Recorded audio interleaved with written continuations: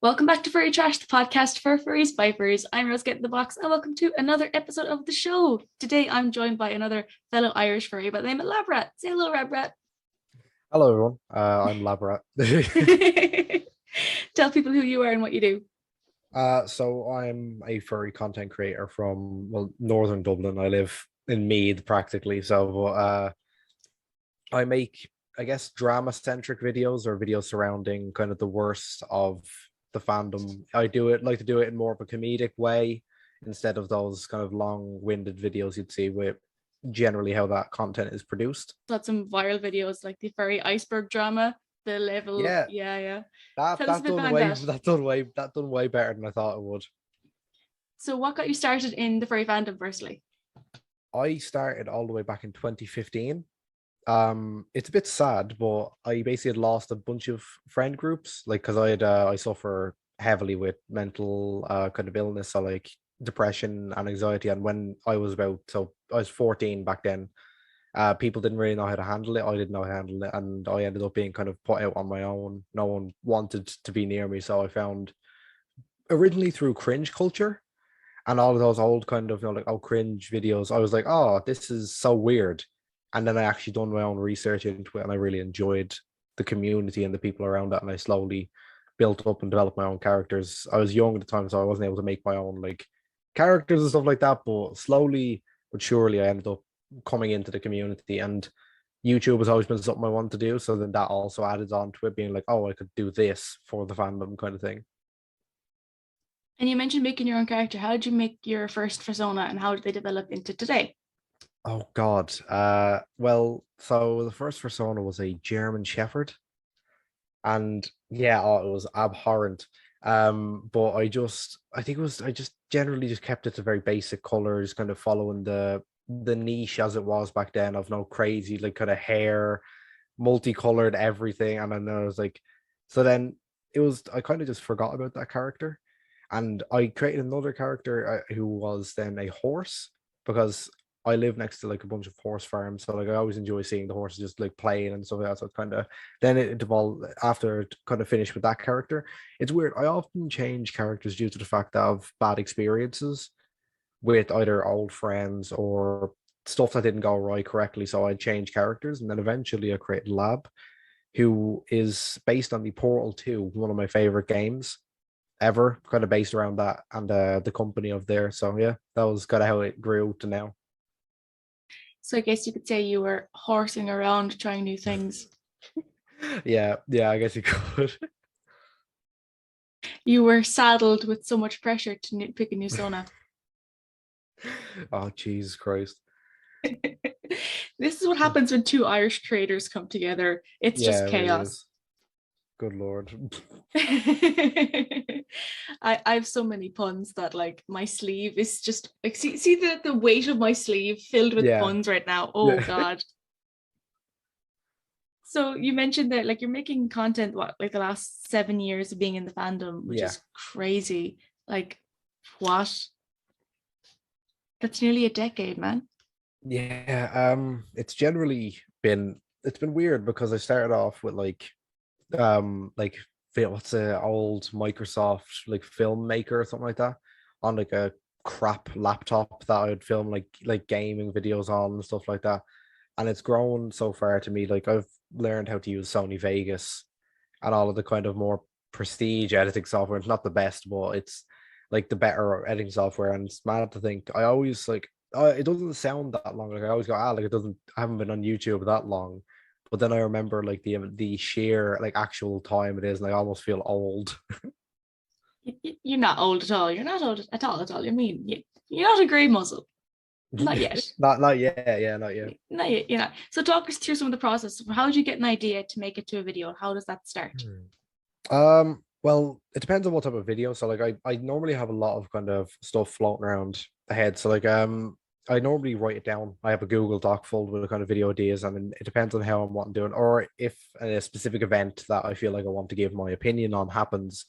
Say like something nasty at a con or something kind of some form of injustice that you could see on Twitter, something awful, some stupidity. I generally begin to, and I never really seem to give my opinion on it on Twitter because I don't.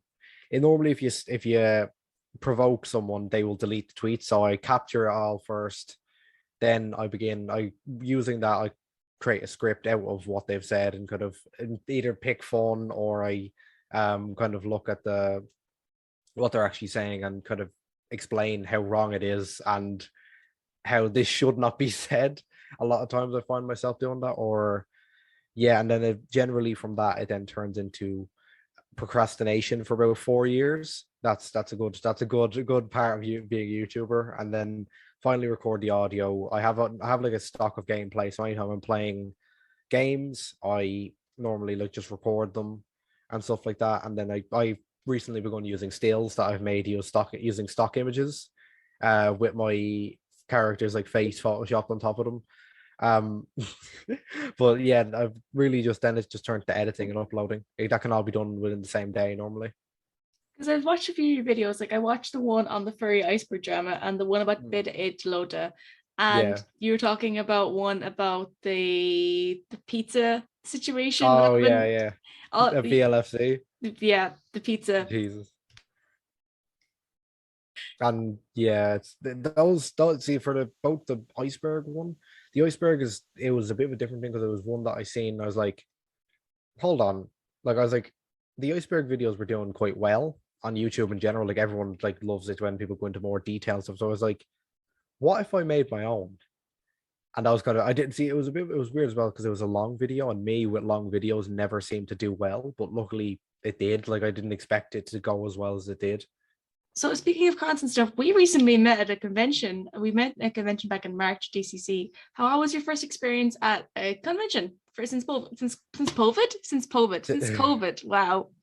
It was very weird. Like it really, it felt so weird to see so many people in one area again, and like I'm fully vaccinated, but I did wear my mask for most of the day.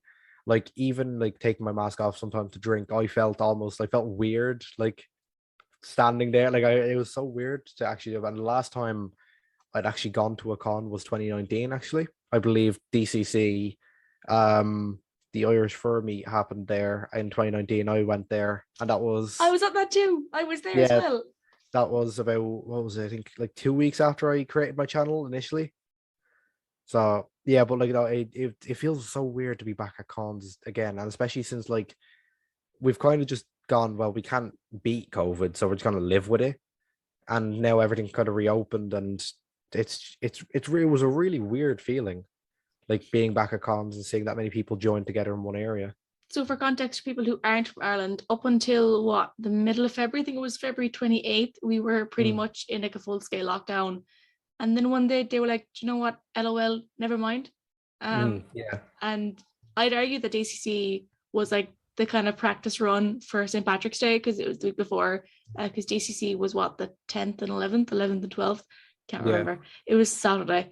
And then last week was Paddy's Day. So it was like really close together time wise. But it was like really weird, but good weird in a way to be back at a con yeah. again. Like yeah, it was really fun to actually go and meet everyone and even meet new people that I haven't met before at the con. And like even meeting like friends from online or even friends from the Irish Furries group chat that I've spoken to but I've never actually met. It was great meeting people finally again. So I need to give a bit of a backstory to this story I'm about to tell. I accidentally ended up hosting a fur meet at DCC this Saturday. It was very much like what, an hour and a half notice, 2 hours notice of, hey, this is happening. Um, because up into the run up for DCC, I'd been asked to ask one of the admins of the Irish Fairs like multiple times if there was a meet happening, and they were like, nope, there's not the whole time. And it got overwhelming that day of furs come up to me because obviously they would have known me from doing what I do and interacting with the Irish Furs and stuff. And they were like, hey, Ink, is there a fur meet happening? And I was like, no, do you want one? And then unanimously the vote was yes. And I was like, okay, see you in 2 hours. Meet you on floor G. See you then. Yeah, even I remember that was I think there was a text sent out at like it was like I think like 10:30 after we'd met or like 11:30. I was like, yeah, meet at 1:45 at ground floor. I was like, oh, okay, sure, like that's happening now. I was then like I actually got like a large turnout for like the community that was there. I didn't know that there was so many people there that were like furries. I hadn't most of these people I hadn't even seen before. And I was like flabbergasted that the word spread out so quickly, because I just put it in like the Irish First chat, I put it in the For the Crack, I put it in Answer Irish, I put it in like all the groups Yeah, that I'm in, and of course my own as well. And I was like pinning it everywhere, and I was like ashing all the admins, being like, share this around. And I know the Irish Furries, the Twitter page, like sent a tweet yeah, out being like, hey, there's a fur meet on. And it was like, rip my notifs, because mother of Jesus. yeah. Just a million bleed notifications at once. Oh, and that was before the meet even happened. Like, I'm getting ahead of myself now, but at the meet itself, like my aunt who was there with me, and one of my best friends, she was there as well. I had to give my aunt my phone. She was the one with all the stack of phones that was like, give me your phone if you want photographs taken. Um, our phones for like the next day or two, just we had to just take Twitter off our phones because it was insane. It was You know, crazy. the tags. Oh my god, the tags. Yeah, even I found that, like, especially with both. I think there was Mist, Caro, and I didn't get any photos taken, but like I was in them. So, like, I even that after DCC, the amount of all the photos that came out, the group photos or photos in general, just with the apps, I was just like, all right, Twitter's turned off for today. Like, even on my phone, I was in college, and like I was losing battery because the screen just wouldn't stop going on to tell me, oh yeah, someone liked the picture you mentioned. Actually, so one of the Irish Furs admins of the Irish Furs page, she sent me definitely a text, quite possibly a photograph. She was like, "Ink, what did you do?" And I was like, I was so confused. I completely forgotten about the meet. And she sent me like context that her laptop was like actually struggling to operate onto the amount of ads on the Irish Furs. I was Jesus. just like, I'm so sorry, but also you're welcome. The impressions went through the roof on Twitter. Oh my god, Furry Trash Pod. The Twitter has never seen growth like that before. And it was all Mm. just because like people were asking for fur meets. And I'm like, I can do one. Yeah. Not very well, but I can sure as heck try, you know. But actually, speaking of group photographs and stuff, I have a photograph of it printed out and Ooh, framed. Yeah. And you're in ooh, it. you can You're see it. I here. am. I could see myself. I There could see you are. myself. Yeah, there we You're go. right there. Yeah. And it's just like, look at all these beans, you know. Because I know there's talks of another Irish Furs meet happening soon, or like not necessarily under the Irish Furs umbrella, but like Irish furries getting together. Because Mhm. you're actually an admin of For the Crack, which is the sister Yes. version of Irish Furries. I'm making a video later this week about PCD, if you know what that is. It's the post-con depression, the phenomenon of that kind of thing. But thanks to it being such a good con for both Kane, Mist, and many others, they've unfortunately been dealing with that quite heavily because they've said that like they really, really loved meeting both the furries and just generally the convention in general, which was very like was amazing to see. Actually, because I'd be considered what they call a con veteran because I've been to so many different Mm, cons. Thankfully, I no longer have PCD or like have the after effects of it. But yeah, like I remember like the day after JCon 2019, or like we did know the pandemic was going to happen, but the pandemic era of just missing like cons and being around people. yeah.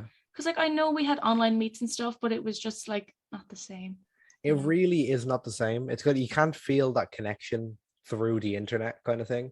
It was the same thing with like for reality and stuff like that. Remember that like VR meet in VR chat that they had? I think was it in Canada or even London? I couldn't remember, but it was somewhere. And they done like Eurofurence online and stuff like that. And it people obviously did enjoy it. The people in VR would have loved it, but it's just you can't feel that same connection as you are in the moment, you are there kind of thing. And most importantly, nobody in an online meet has to experience my aunt having like 20 phones in her hand. I need to be a VR chat model. Your aunt running around with like a stack of phones. For context, people who weren't at that meet, so everyone was in fursuit, or like people were in a line. There was two rows of furries, and my aunt, who was acting as my handler at the time, looks scarily like me. And Yeah, yeah. she was like, "Okay, furries, give me your phones if you want photographs." And I just take my head off for a second to get some air, and I just see this woman with like a stack of phones, just like, "All right, off I go to CEX." But no, it's like little moments like that, and just people just having a good time, or the look on the security guard when I asked her to open the front doors for the furries. Things like that will just live with me until the day I die. you know. Oh, it was a really good con. Like watching the entire like conga line of furries go back in a single file line was really good. It was chaos. It was so And then funny. even Kane from when Kane worked at like Penny's, the shouting that was just like they were all helping you organize everyone into lines. This little like 4'9" person just shouting. I was surprised to see people in real life because people think I'm a lot taller than I am. I'm 5'2", right? I'm really short. And then I was expecting Kane to be at least 5'2", 5'3". No, this man is shorter than me. What? Yeah, people also didn't from most of my videos, people never see how tall I actually am. So Mist was like, "Oh yeah, I'm taller than you, 100%." And then I got on the train. And anytime I stood up, I was like, at least like there above that. The joys of meeting people in real life for the first Yeah, time. yeah, it's mad, honestly. But it was really good con overall. Like I really, really enjoyed it, and I'm hoping to go back in August. For the crack is generally it's a play on the words of a term that's used in Ireland. Crack meaning kind of fun in general. So and then normally you say, "Oh, we'll do it for the crack," so you'll do it for the fun. But for the crack is reworded, I guess, to have fur, obviously, in it, as every Irish, and not every Irish, every furry thing has to have some form of pun relating to fur or animals in it. And I'll have to find the slogan because I don't even know I didn't even know we had a slogan, but we do. But I will find.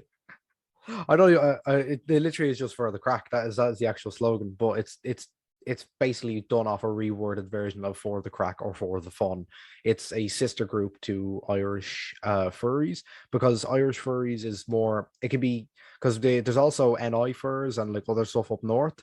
Irish furs, I think, is centered more around the capital since there's so many people. Most of the meets happen in there, and I think for the crack is more centralized around northern Dublin, kind of Mead way, Loud near Drogheda.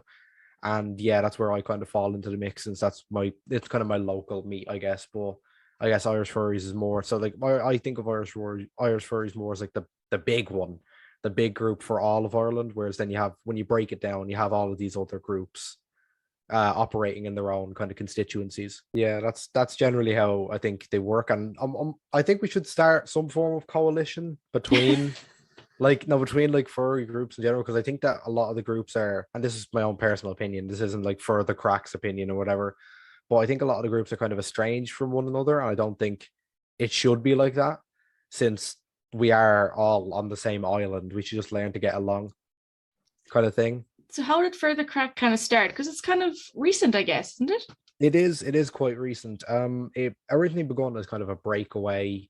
Well, not really a breakaway. I think it began as just as a Discord server with friends, and then people were kind of thinking, well, we should go to Irish Furries if we want to hold our own meets. And then they kind of went, well, why do we need to go to that? Why don't we just start our own group? And breakaway almost sounds like it sounds mean. We weren't attempting to break away from Irish furries. It was just we wanted to kind of create our own group. That we would so like we wouldn't have to bother Irish furries being like, oh yeah, here's a very minor fur meet that's happening somewhere in the middle of Meath, where not a lot of people would kind of go to it. So if you live in that area, you would join for the crack as well as Irish furries to kind of get the lowdown on what's going on in Meath and like the more northerly territories. Because I do know Irish furries tend to cross post fur meets. I know Yeah. Toaster Mutt did a fur meet close to me back in like October, I think. And there was one in either it was Port or Port Arlington. I can't remember which one it Mm. was, but I do know it was like a museum tour where there was like 30 or 40 furries at it back in October for Halloween. Mm. And one of the Irish furs actually hosted the tour. He's a tour guide there. I don't know if he's still a Ah. tour guide there anymore, but like he was there. Um, Actually, it's super funny we talk about this today because I put up a Google review, like a Mm. nerd, and I got an email from Google being like, "Congratulations, your review's got 100 views," and I'm like, "Okay, Mhm. cool. That yeah, Thank Google. thanks, Google. I need to know that. Great." The good thing I've seen as well, especially, is a rise of support for content creators from Mm. both groups. So a lot of times when I tweet out something, even sometimes when I'm streaming, or even when I had the stuff with DCC, or even posting my own stuff for like International Women's Day, I seen both For the Crack and Irish Furries retweet that and show support, which is good. So it's good that they're showing kind of outwardly support for content creators and people within Ireland, I guess. Actually, you mentioned International Women's Day. So you recently came out on International Women's Day. How have you felt since then? Well, very good. See, the thing is, I always kind of, it wasn't really a secret, but due to the fact that I don't present myself in my videos a lot, so like it's always kind of just this caricature of my character, and because of my deep voice, a lot of people don't assume that, oh, they're trans. But for International Women's Day, I came out much to the hatred of turfs. Not my messing, but yeah, I came out and said, yeah, Happy International Women's Day from a creator you may not have known was trans. And I'd recently taken some photo shoot kind of pictures in college, so I used them. And it kind of, yeah, it really actually kind of helped spread the fact that so people knew that I was trans, but it was never really a secret, I guess.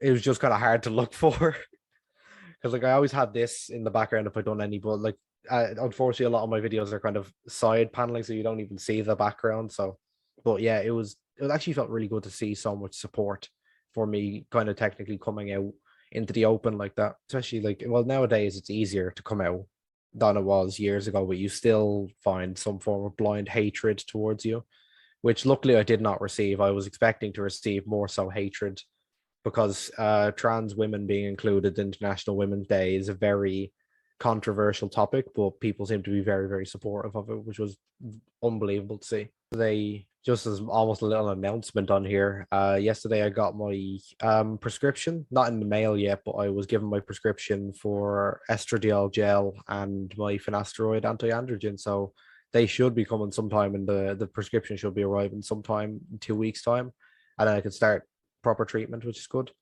Woo! Yeah, Yay! no, yeah. Yay! By the time this is out, you will already have got them. Yeah. But yeah, I was gonna say we've completely diverted to trans stuff, but I was gonna say back to really furries. yeah. Yeah. Sorry, I'm just like still in awe of the fact that you were like, yeah, no, no problem in saying what's going on and be like, yeah, that's me, Yeah. what I'm doing. Before I go on a complete and utter different tangent, where can people find you online? Well, I mostly am seen on YouTube with it's LabbRatt or LabbRatt. LabbRatt was just the most generic name for a character, so I was like, you know what? Let me be weird about it and add an extra B and T. And then since a lot of those are actually taken on other websites, you can find me at twitter.com. It's LabbRatt, but with 3 T's, because that's generally what I do is whenever I can't find an account, I just add another T onto the end. I think my Twitch is like 4 T's or something like that, because like people just people just take it all the time. But yeah, that's generally where you'll see me either tweet or make content from. But either way, I have this all linked below in the description. If you want to follow the show online, our Instagram is furry.trashpod, Twitter is ftrashpod. If you're watching on YouTube, please do like and subscribe. It does mean a lot. Lab, thank you so much for coming on. It's been the absolute world, and thank you for tuning in to Furry Trash. Bye-bye.